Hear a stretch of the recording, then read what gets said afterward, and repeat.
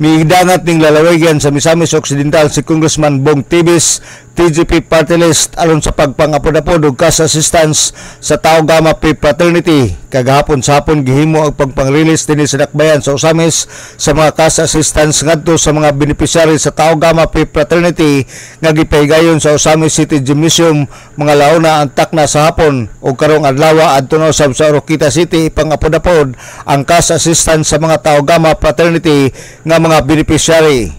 Sa interview ni Congressman Tibis nga mga 80% ang membro sa Triskelion Fraternity og 20% ang dili membro ang midawat og cash assistance. Ang uban niini adunay midawat og 2,000 pesos ug ang uban 1,000 pesos ug mukabat sa 500 ka mga beneficiary ang nakapahimulos sa maong cash assistance kagahapon o karong adlaw laing 500 ka beneficiary ang mupahimulos sa maong cash assistance sa Oroquita City o giyang gisaad nga mobalik pa siya dinhi sa dakbayan sa Osamis aron sa pagpanghatag na usab og laing cash assistance para sa mga membro nila sa kapatiran nga mga tricycle driver.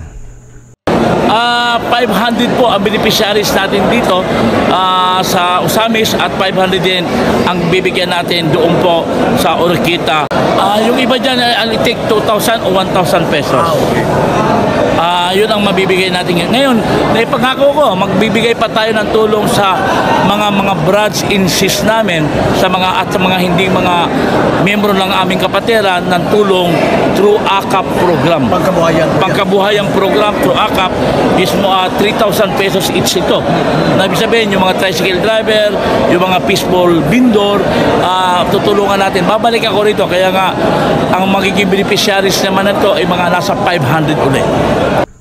Si Congressman Bong Tibis, ang TGP Party List talino at galing ng Pilipino, buti pasabot nga ilang gipangita ang dunay abilidad aron ilang tabangan.